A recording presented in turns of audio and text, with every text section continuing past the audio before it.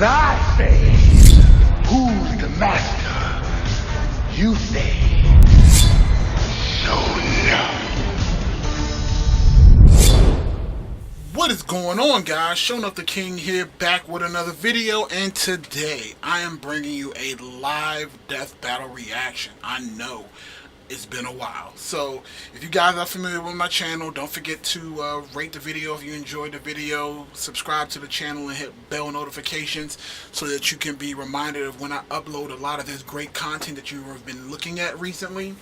So the last death battle reactions that I've done Kirby versus Majin Buu, Goku versus Superman 1 and 2.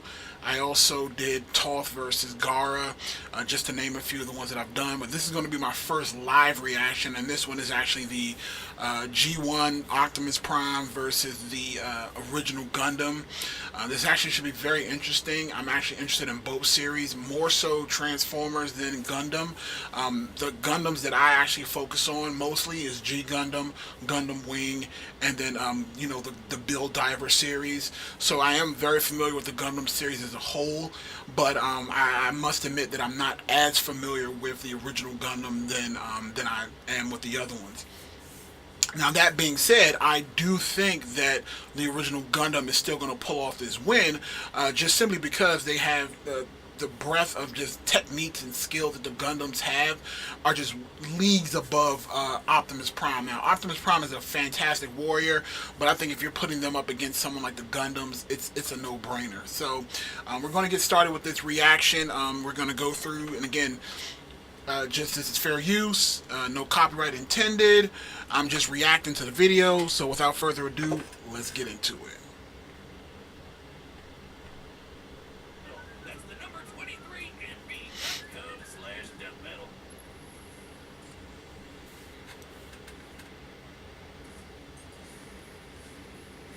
Across this vast world. So, I mean, like I said, Death Battle, the one thing I will say that they do a pretty good job of, and they've been doing it as of late, is they've done a pretty good job of research. Now, some of their research is kind of skewed a little bit depending on who they want to win. Like, they'll talk about a lot of certain things, but then they'll also leave out important details that would give another person the edge. Especially with the whole Toph versus Gaara death battle. Like, to me, that's still probably, other than Superman versus Goku, is probably one of their more highly contested death battles, in my opinion. Millions of years ago, on a distant planet called Cybertron, a great unrest grew between two factions of robotic beings. The Decepticons. Now, it might just be a thing because it looks like they're using a lot of footage from other Transformer series, but if I'm correct, I do remember them saying something that this is a G1 Optimus Prime, not the Beast Wars or the movie Michael Bay version. So I think all the information that they're going to be, you know, corrugating for the actual death battle is going to be from the G1 version. At least I hope so. Thanks to a robot Gandalf, Pax was rebuilt into something bigger, stronger, and way more recognizable. The newest commander of the Autobots had risen, Optimus Prime. That voice is fantastic. Peter Cullen is amazing. As a transformer, he can stand nearby 9,000 years old, 16.5 tons. And he has died 26 times throughout the entire franchise, so he is very susceptible to death. Just saying.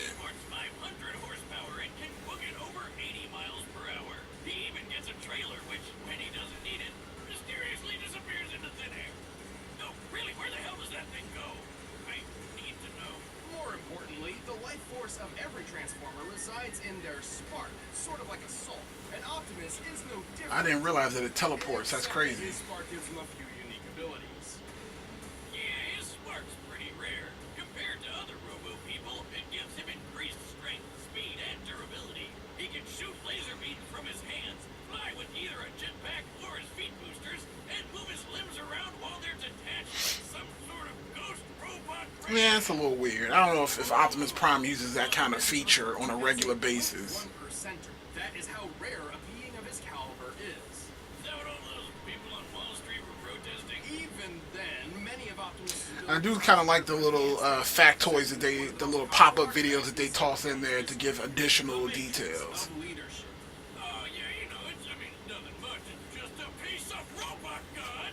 The Matrix is a conduit for the power of Primus, the creator of the Transformer race. With this, Optimus can heal some of his most grievous wounds. But he still died like 26 times. Like, you know, when he died. And use the power of the Matrix to light our darkest hour. Well, he has an impressive arsenal to hopefully keep that particular problem from coming up again. Well, we'll see, won't we? Never again.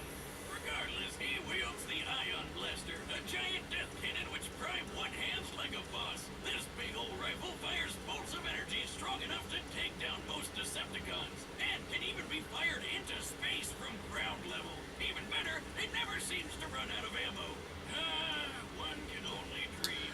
Optimus Prime also So you gotta be careful with Death Battle with Screw Attack, because they do have a tendency to throw out red herrings. Like you notice he just said something to the effect of, "It never runs out of shots."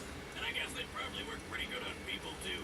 Oh, there's Axe. With fire, Optimus Prime led the fight against the Decepticons for several millennia. Eventually, the war even found its way to our own Earth. But we've got nothing to worry about with Optimus protecting the planet. He's tanked blast that would tear other bots apart. Like when this mega refinery exploded, it could be seen from outer space. He's punched the ground so hard, the trees around him freaking exploded. Come on, man. Y'all trying to bring in video game feats that are not really canon. When compared to the real-life sea-wise giant, must weigh over 700,000 tons. He's tossed a satellite into orbit and punched hard enough to crack 6 shots chest plate. Who boasted that his armor was drawn from the compacted subatomic matter of a collapsed star. Just to let you know, such a star would have a density... Here we go. Here we go. They're gonna start using this head cannon to try to justify why Optimus Prime can like punch through a door star. Come on, man. Y'all bullshitting already, man. Get out of here. Dense natural material on Earth. You're the most dense natural material on Earth. What'd you say? And our robo commander wrecked it. He's fast enough to catch up to this Decepticon space shuttle in just 23 seconds. Given the size of the Earth here and the angle of ascent, we can determine... See, that's the only thing about it's the headcanon shit. Like they just, even though it's there, like the stuff from the video game and then the Dwarf Star stuff, it's a little iffy. Disco Ball. He's used that crazy strength of his to punch through Megatron, who once tanked an explosion big enough to knock Cybertron out of orbit. And thanks to the weird robo magic of the Matrix, he's even defeated Unicorn. Unicron. Who's basically a giant robot Satan who eats planets. This guy is unstoppable. Not necessarily. Optimus is certainly powerful, but after all is said and done, he has one major weakness. Violate that law would destroy our honor. He's just too nice. Yeah, he's kind of all about the whole honor and fair fighting thing, which kind of screwed him over more than once, and even gotten him killed multiple times. Plus, he killed himself once just because he accidentally broke the rules in a freaking game. Oh, Jesus Christ. Back us to the wall and all hell's breaking loose. And yeah, like I said, I like Optimus Prime. I do, but some of these facts, man, it's just a little iffy is all I'm saying. Let's see what they got to say about Gundam, and then that's how I can tell. 79, humanity has embraced the stars. Well, mostly. Right. After a somewhat united humanity expanded across the solar system, the ideologies between those on Earth and those in space began to drift apart. And that's the other thing. That's the other thing about Gundam versus Transformers. Because Gundam usually follows one throughway path, their story is very linear, meaning, you know, it's one continuity. We don't have like well, they got video games to pull from as well, but the video games usually follow exactly the feats that the actual machine actually does in the show. So you won't see anything like Optimus Prime, because in the show, Optimus Prime's never punched the ground and sent like shockwaves and all that other crazy stuff. And that kind of stuff doesn't happen in the game. In the game, you have to realize that sometimes people are taking liberties when they're actually developing a game. So it might be a little bit more cartoonish outside of the realm of what they would do in the comic book or the TV show. There have been lots of mobile suits named Gundam, but this was the original granddaddy of them all. This experimental mobile suit was hidden on a remote colony. 60 tons, so it's actually, I don't remember what I said was the weight of Optimus Prime. With just two Zaku suits, the space Nazis wiped out almost all of the White Base's military crew. At first I thought that it had the Zero system, but I don't think so. I don't think the Zero system came along until Gundam Wing. Among those who rose up was a young boy named Amuro Ray. Amuro! Amuro was actually the son of the Gundam's chief engineer and had already stumbled upon the mech's code and blueprints. So he grabbed the owner's manual, jumped in the Gundam, and flew into the fight. Damn, not too shabby for going off just the manual. He got the shield too. Complex controls thanks to its learning computer system, designed so the Gundam itself can learn its pilot's limitations and compensate. Its body is made of a super durable Luna titanium alloy called Gundarium. Of course, yet another fictional metal that's way better than anything in real life. For weapons, it's got twin 60mm. Okay, they got the Vulcans. They got the forearm shield. Buckshot strong enough to take down warships and a I forgot about the Hyper Hammer. sized flail that's rocket propelled. Whoever came up with that is my goddamn hero. Oh, Same with yeah. the guy who built the ultra-destructive beam rifle. That would be the ingenious Dr. Minovsky. Thanks to him, the beam rifle is a marvelous feat of weapons engineering. Minovsky had developed a way to miniaturize the enormous megaparticle cannons found on warships without losing any power. The result is a Gundam-sized rifle that can take down entire Yeah, fleets of it can. ships all on its own. It's like having a pistol with all the power of 1,000 tanks. A single shot could easily tear through a 13,000-ton Musai-class warship. Ooh, yeah, I remember that. The ship, to tear it asunder like so, would require a strike worth nearly 9,000 tons of TNT. And the thing about that is that with that laser gun, like to take out a Zeta ship of that size with just like one shot or a couple of shots is pretty impressive. Because you can't have space battles without royalty-free lightsabers. But all these amazing weapons would be useless without an exceptional pilot.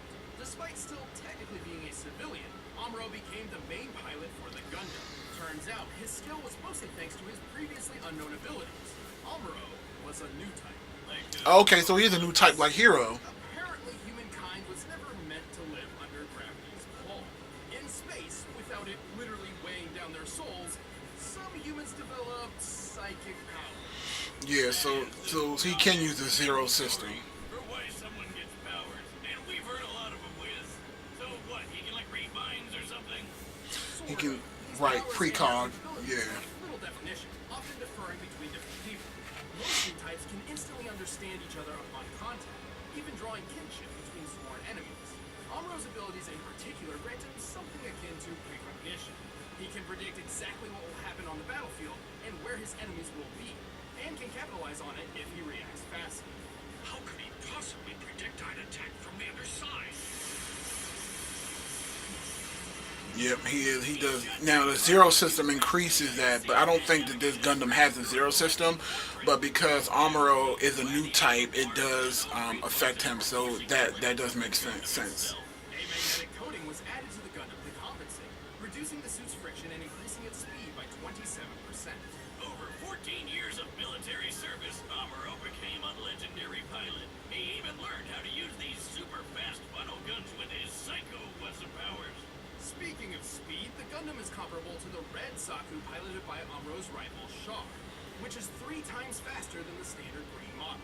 During the first large-scale battle with mobile suits, a Zaku flew through And that's the thing, like the 7 seconds. the Gundam's combat speed versus flight speed is different. So what I hope they don't do as well is try to say Optimus Prime's flight speed equals his combat speed, because we've never actually seen Optimus Prime combat in the air. We've seen him fly, but we've never seen him fight in midair. So so I hope they don't try to use that kind of angle, because I think that there's a drastic difference between combat speed in the air and flight speed. So yeah, Optimus Prime might be able to fly to a certain location very fast, but I don't think that necessarily means that he was in an aerial battle would he be able to move that same speed, because again, his reaction time is we've never seen Optimus Prime fight in the air. Now, he's not an air combat transformer. He usually fights on the ground. Amuro fights in the sky or on the ground, so that's very important as well. I wonder if they touch on that.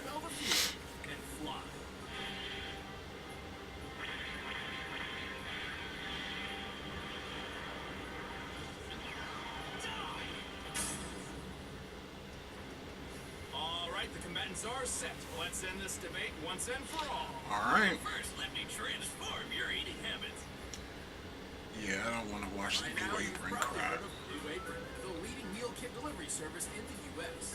But did you know about all the different com/battle? That's blueapron.com/battle to get your first 3 meals free. But right now, it's time for a death battle!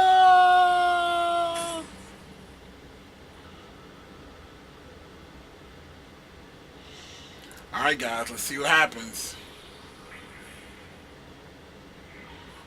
Ooh, I love the 3D. They did 3D versus sprites. I like this.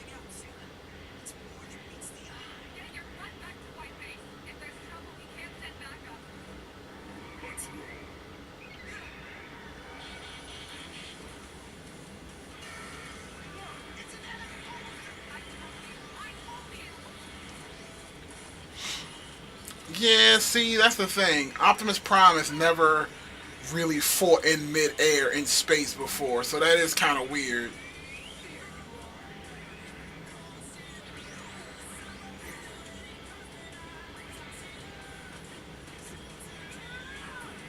There we go. Let's get this on the ground.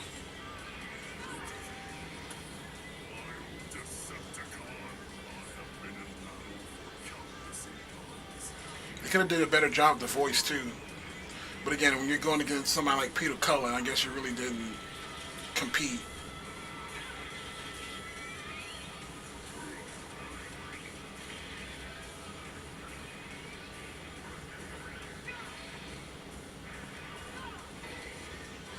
Yeah, that thing went right through him.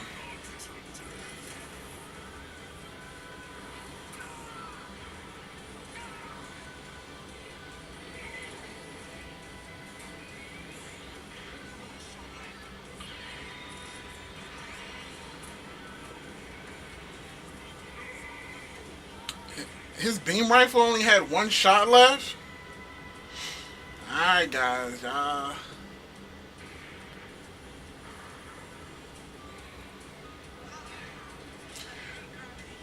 where's the rocket launcher? He had a rocket launcher too.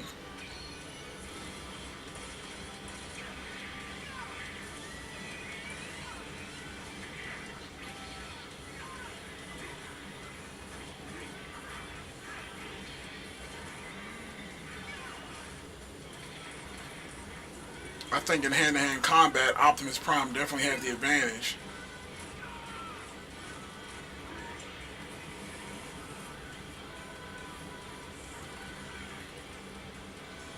Hit him with the Vulcans. What you ain't using Vulcans for?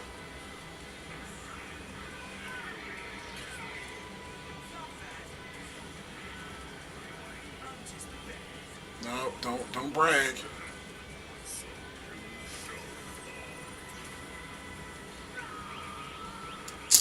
What the fuck? Bullshit. Optimus Prime has never used the Matrix as a fucking hyper beam. What the fuck is that? Bullshit. Bullshit. he's got the touch. He's got the power. The Matrix of leader. Impressive machine, and Amuro was a skilled pilot, but Optimus's millions of years of battle experience completely overshadowed Amuro's 14. Also, we already know that Optimus was over 6 times faster and 9,000 see? times stronger. Yep. Holy hell! Who knew Optimus was so freaking buff? But the Gundam held plenty of its own advantages. See, that's what I'm talking about. They're trying to use flight speed and try to use it as combat speed. I fucking told you. I knew it. You have to, like, this is the shit that Death Battle does. Limited ammunition meant this couldn't last. And even then, Optimus could certainly survive a shot from the beam rifle. Remember that refinery explosion Optimus survived? The one you could see from outer space? This blast left an enormous gash on the planet Cybertron. To measure the power of this explosion, we needed to compare it to the curve of the planet. Now, Cybertron's Now, I'm gonna pause this. I'm gonna pause this real quick. I know it's supposed to be a live reaction, but I'm gonna pause this for a second. So, here's the issue that I have with Death Battle. So, they, like I said, they ignore the fact that Optimus Prime has died so many times because of his honor, but they sit there and they try to say, oh, because this one time Optimus Prime survived an explosion that you could see from space, then that determines his total durability.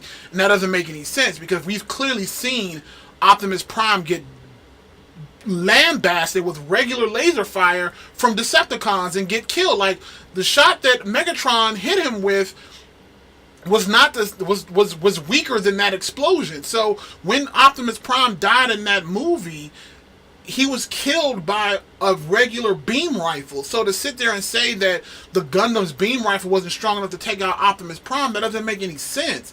Because yes, that one time he survived an explosion, you can't just sit there and say, and use headcanon to try to say that no matter what the attack, unless it caters to that actual explosion, then that means why Optimus Prime couldn't take any kind of beam rifle damage. That's insanity.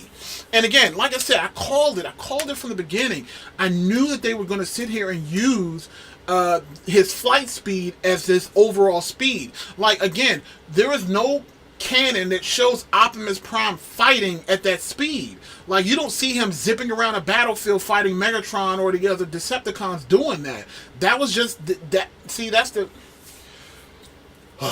screw attack, man. Yep. Like, I respect these guys, but also at the same time they piss me off, because again, they take small details and they try to just stretch that shit out and like tie it in a knot and like fling that shit in people's face. Like, ridiculous. Let's finish this thing up. Using the alternating sizes between the cartoon and the comics, the blast is far more destructive than the beam rifle in both cases. And Optimus just walked right out of that bitch. And this isn't some weird outlier just out of the comics either. In the cartoon, Megatron survived a blast that pushed Cybertron out of orbit. And he's pretty comparable to Optimus. To be fair, the Gundam boasted some impressive durability feats too. Like when Amuro accidentally blew up Azaku's nuclear reactor right in his own face. Hey, give him a break. It was his first time. This explosion created a hole in the space colony which sucked out Amuro's father. Whoops. On the bright side, he's gonna save some money on Father's Day gifts, right? And with his heightened mind, he reduced the scope of the explosion. It's over one. Right, but again, you guys are you're trying to base his overall durability on random explosions. You're not using the other ways that the machines have taken damage. Because how do you disillusion? How do you just differentiate all the other damage that Optimus Prime has taken? Fast enough to strike targets in orbit from ground level. That puts its laser speed over 3 million miles per hour. Even when he knew it was coming, Amuro couldn't react quick enough to dodge or block anything that fast. And even then, Optimus's time in the Omni-Globe proves he can think way faster than Amuro. And just to blow your mind even more, in order to obliterate Unicron with the Matrix, the energy output must have equaled more than 40 Yoda tons of TNT. Like the Star Wars game. And you know what they say, size matters not, especially when Optimus has defeated opponents as big as Devastator. The Gundam was a powerful mobile suit with some astonishing firepower, but was ultimately outmatched by the Autobot's strength. Again, bullshit. Like, I'm about to disprove all of this shit, man, because y'all. And again, I don't have anything against Optimus, but again, the headcanon that they try to use is just ridiculous. Let's see what's up next.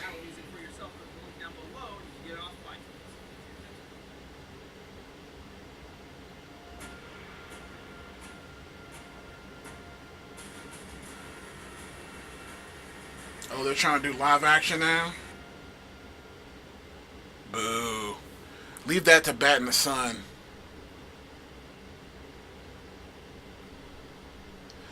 Alright guys, so in short, I don't agree with this death battle at all. Um, I I don't disagree with the Matrix blast. Sure, Yoda tons fine. It's in the comic. I get it. But here are my major gripes with the actual death battle. Number one, them Optimus Prime's flight speed as his overall combat speed. There is a difference, people. Just like because Flash can, well, I guess Flash is a bad example because Flash can actually fight at the exact same. Well, not even really. Like the speed that no, he has done that before too. So I take that back. So I was about to say that Flash, even though he can run beyond light speed, that's what he uses to go back in time. His combat speed isn't light speed. So, but then there had been that time when he was running around so fast around the Earth to do the Mach punch. But again, his normal combat speed is not near light speed, is what I'm trying to say. So just because Optimus Prime could fly from the ground to match up to that spaceship on his rocket pack or his feet pack, you can't use that for his base speed of everything, because again, if that were the case, he would use that more in the canon, which he never did. So again, it's just like for you guys to take that one part and extrapolate that and try to make it into his entire combat speed is ridiculous. And as well as the durability, his durability, yes, he survived that explosion, but we've also seen him be defeated by simple laser fire. So for you to even say in the actual death battle that the laser fire is not as strong as that actual explosion, but we've actually seen Optimus Prime get destroyed by those same laser beams on multiple occasions. How does that make any sense? And just because Optimus Prime defeated Devastator in an actual video game doesn't mean that he's actually done it in canon. Like, we've seen multiple times where he's got his ass handed to him by Grimlock on his own. So again, it's weird. So rate the video, comment, like I said before. Death battle, man, y'all gotta get that shit together, man. I don't like this shit. I don't like that shit at all. Son of the King, you guys have a fantastic day.